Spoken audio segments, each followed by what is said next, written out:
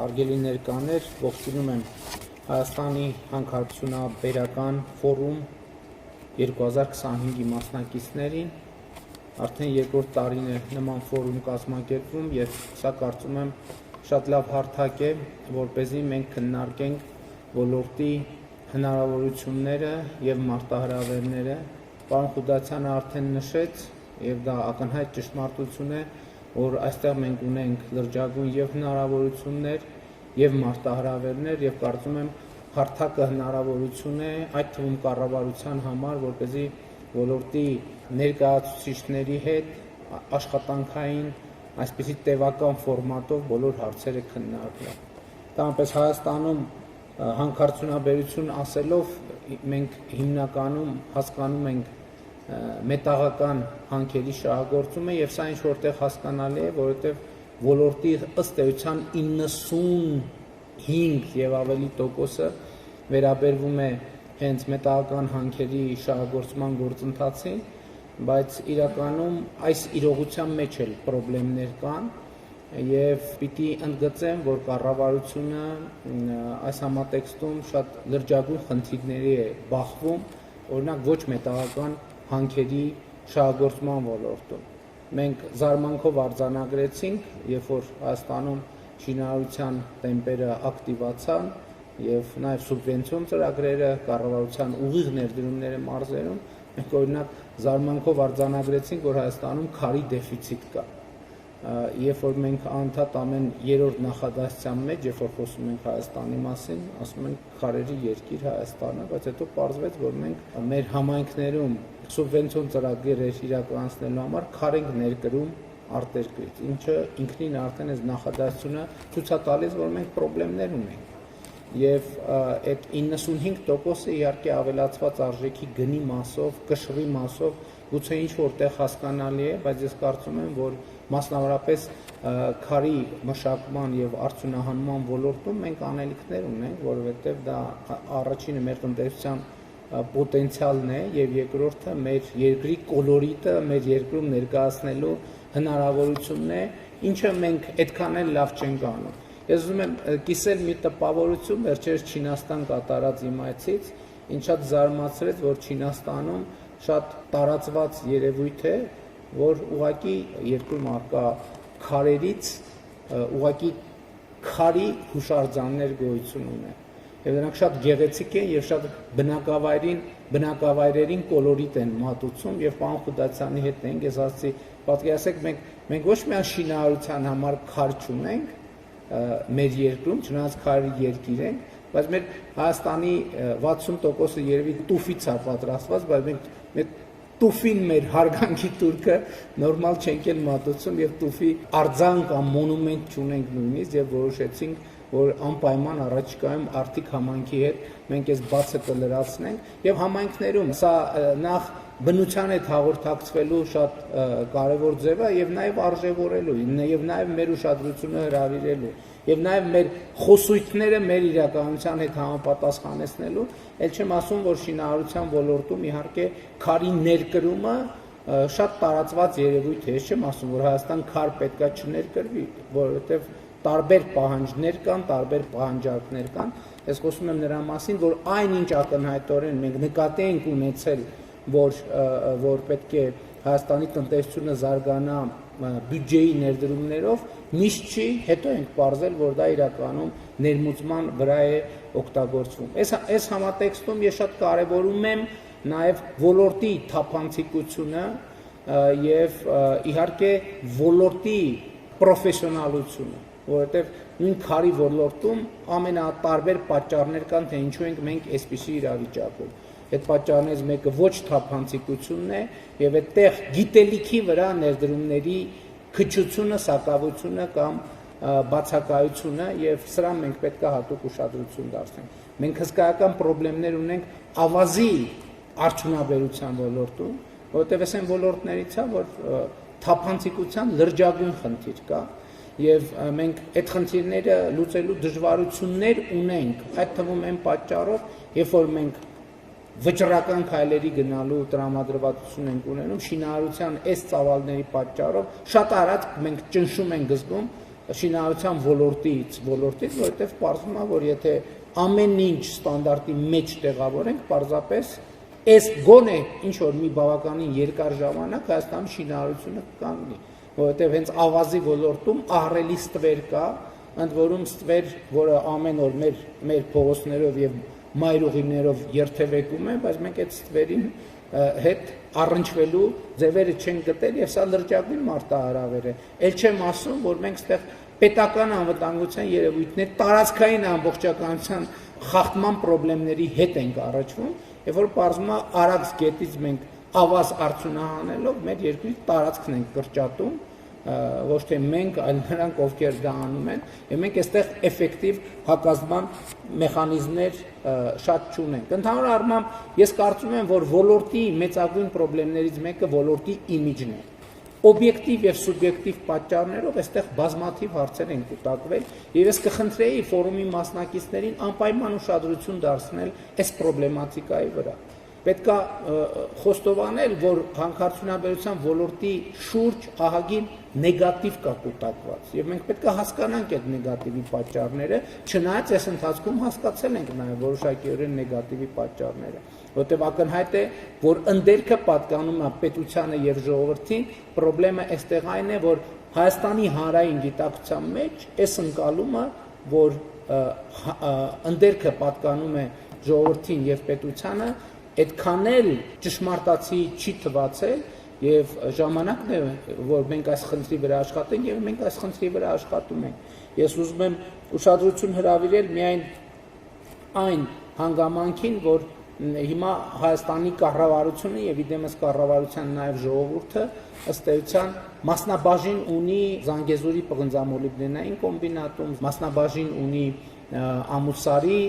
հանքում եւ սա շատ կարեւոր է։ Էլ ուզում եմ ընդգծել նաեւ, որ մենք բյուջետային համակարգի մասին օրենքում շատ կարևոր փոփոխություն արեցինք ազդակիր համայնքներին հանքարդյունաբերության ոլորտի ռոյալթիներից 2% մասհանման մասին։ Սա ինչ որտեղ կարող է սիմվոլիկ թվալ, բայց կարևորը մեխանիզմի ներդրումն է, որովհետև այդ մեխանիզմը հնդածս ինքը նաև կզարգանա եւ ուզում եմ ընդգծել նաև հետեւյալը, տեսեք 2018-ից 2025 թվականներին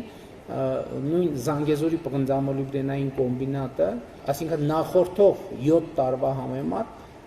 պետական բյուջե կատարած վճարումները ավելացել են շուրջ 148%, այսինքն կրկնակիից ավելացել են։ Սա նաև այստեղ խնդիրը միայն այն չէ, որ հասկանում եք, որ կառավարությունը պետական բյուջե եւ Զանգեզուրի պղնձամոլիբդենային կոմբինատը պետական բյուջեի եկամուտները ավելացնում են։ Սա շատ կարևոր է մարդկանց մոտ այդ գիտակցումը կենթանացնելու եւ սերմանելու համար, որ ընդերքը ժողովրդին է եւ ժողովուրդը եւ պետությունը ավելի մեծ օգուտներ է ստանում այդտեղից։ Ի վերջո այդ վճարումները դառնում են ճանապարհներ, այդ վճարումները դառնում են դպրոցներ, այդ վճարումները դառնում են մանկապարտեզներ, այդ վճարումները դառնում են անվտանգություն եւ այլն եւ այսպես շարունակ, եւ այս շատ կարեւոր են համարում այս հանգամանքը եւ ուզում եմ ընդգծել նաեւ, որ մենք 2018 թվականից շատ քննարկում ենք,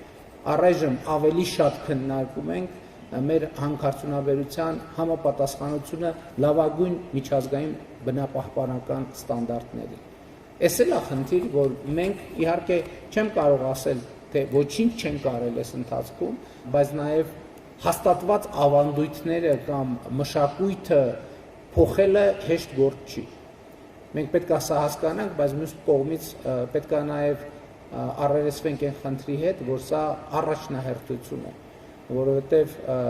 շրջակա միջավայրի նկատմամբ հոգսը շատ էական է, մանավանդ հիմա, մանավանդ այս շրջանում, մանավանդ սիմվոլիկ առումով, երբ մյուս տարի Հայաստանը հյուրընկալելու է կենսաբազմազանության COP17 համաշխարհային գագաթնաժողովը, եւ ես կարծում եմ, որ եւ հույս ունեմ, որ ֆորումի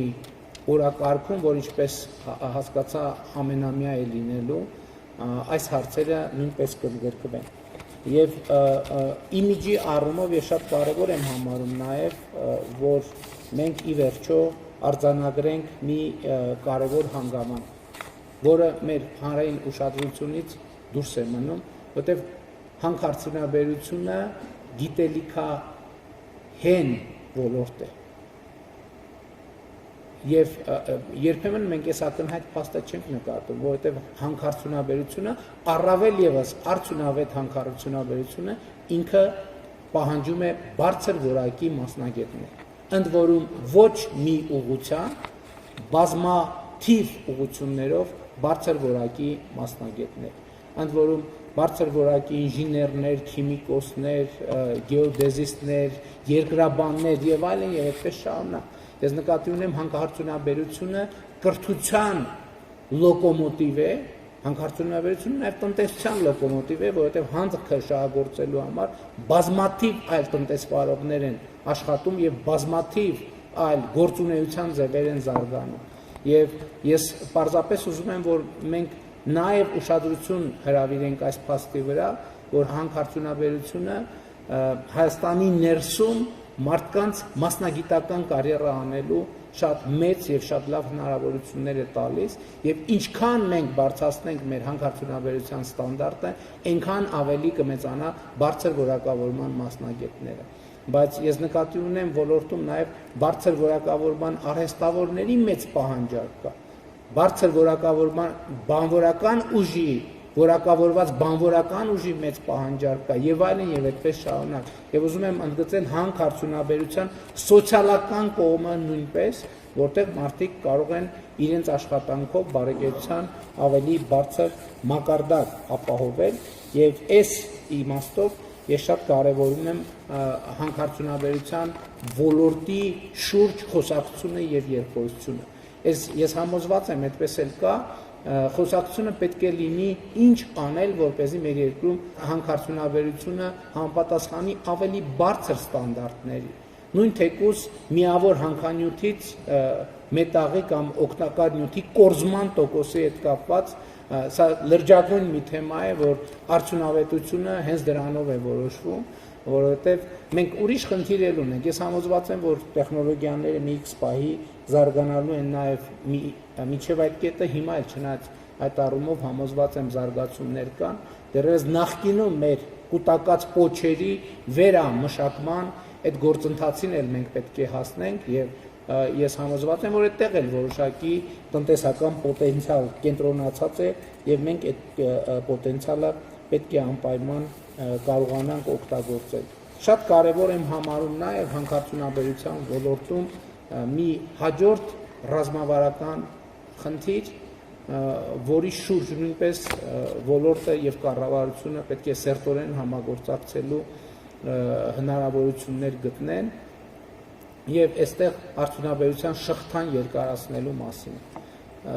Իրականում մեզ համար մեծագույն խնդրեմ է, որ մենք ստիպված ենք հիմնականում հանքանյութ արտահանել, մեզ հարկավոր է ոլորտը զարգացնել այն ուղղությամբ, որ մենք հանքանյութի մշակման շղթան հնարավորինս երկարացնենք եւ դա հնարավորինս բերենք վերջնական արտադրանքի, որովհետև դա նշանակում է լրացուցիչ աշխատատեղեր, դա նշանակում է լրացուցիչ եկամուտներ պետական բյուջեի համար, դա նշանակում է լրացուցիչ բարձր որակավորման մասնագետների կարիք, դա նշանակում է լրացուցիչ ներդրումներ տնտեսության ոլորտում, կրթության ոլորտում, դա նշանակում է բարեկեցության նոր աստիճան։ Իհարկե մենք քննարկել ենք եւ քննարկում ենք եւ ես հույս ունեմ, որ առաջիկա գործընթացները այդ թվում տարածաշրջանային ավելի նպաստավոր կդարձնեն միջավայրը այս առումով, որովհետև Հայաստանի եւ Ադրբեջանի միջև հաստատված խաղաղությունը եւ տարածաշրջանային ենթակառուցվածքների տրանսպորտային սպասվող բացումը, որը առաջիկայում անպայման տեղի կունենա, նոր հնարավորություններ է բացելու մեզ համար այս ոլորտում։ Եվ պիտի այստեղ նաև մեր գործընկեր նախարարների ուշադրությունը հրավիրեմ եւ նաև ոլորտի հարգարժան ներկայացուցիչների ուշադրությունը պետք է հրավիրեմ այս խնդրի վրա, որովհետեւ այո, պղնձի հանքաքարի արտահանումը մեր երկրի համար իհարկե մեր տնտեսության համար շատ էական նշանակություն ունի, բայց մենք ի վերջո պետք է մտածենք, թե ինչ կարող ենք անել, որպեսզի Հայաստանում արդյունավետ պղնձաձուլարան ունենալու պայմանավորվածությունը իրականություն դառնա, բայց նույնիսկ սա շղթայի ավարտը չէ, որովհետև եթե մենք արդեն ձուլակտորներ կամ մետաղ ենք ստանում, պետք է մտածել այդ շղթայի հետագա երկարացման համար, որպեսզի պղնձի արտադրանքը կամ այն արտադրանքները, որի մեջ պղնձը լայնորեն օգտագործվում է, Հայաստանում այդպիսի արդյունաբերական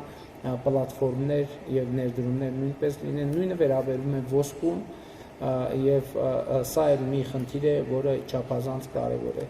Եվ նաեւ վերջին հանգամանքը, որը կուզենայի ընդգծել, չնայած ոլորտը այնքան տարողունակ է, դեռ երկար կարելի է տարբեր խնդիրներ թվարկել, ես ուզում եմ վերադառնալ մեր ընդերքի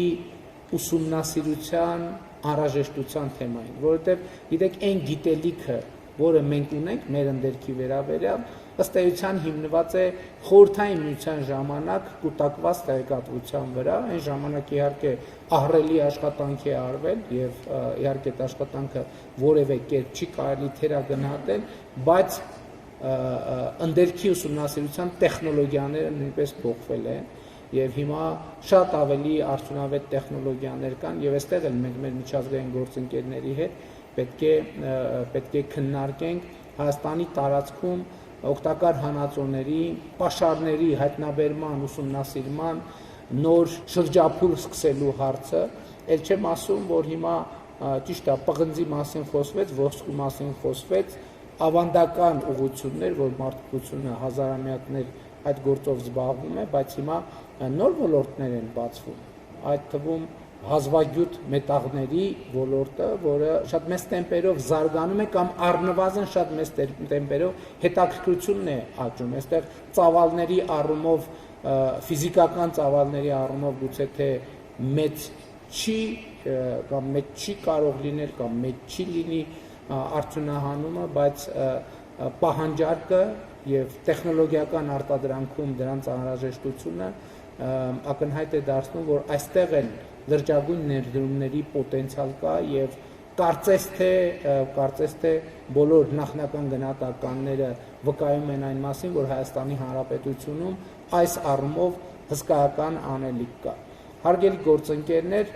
իսկապես ես շատ կարևորում եմ այս ձևաչափը, որովհետև տեսեք, այն ինչ որ ես ոչ մասնագիտական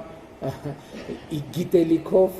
եւ տպավորություններով ներկայացրեցի, դա արդեն հսկայական ծավալի աշխատանք է, պատկերացրեք, այստեղ էս ամեն ինչի մասին խոսի ոլորտի փորձագետը, այդ կնշանակի, որ այս ձևաչափերով նկատի ունեմ քննարկումների ձևաչափում շատ երկար օրակարգ կա, շատ մեծ օրակարգ կա, եւ ես ուզում եմ հավատալ, որ հանքարդյունաբերության ֆորումը կդառնա այն պլատֆորմներից մեկը, ով ոլորտի համար, հանրության համար եւ կառավարության համար կգեներացնի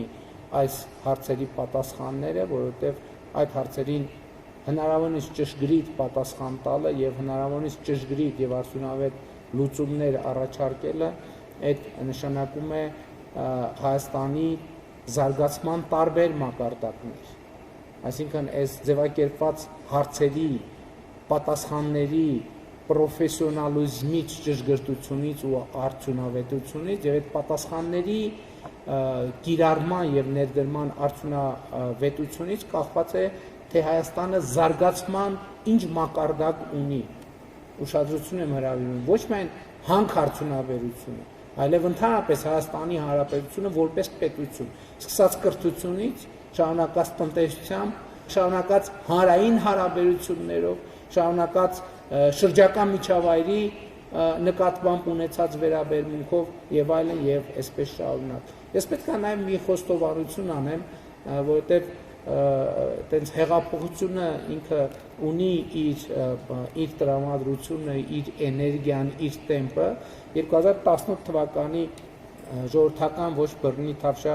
հեղափոխությունից հետո իհարկե մեր տրամադրությունն ու տրամադրվածությունն այն էր, որ մենք այստեղ շատ արագ արդյունքների պետք է հասնենք, նույն շրջակա միջավայրի ստանդարտների բերումով, բայց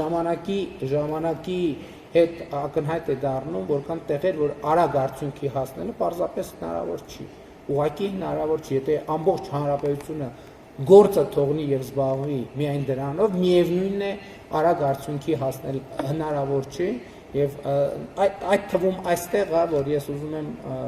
մեջ բերել այն արտահայտությունը, որը վերջերս հաճախ եմ մեջ բերում,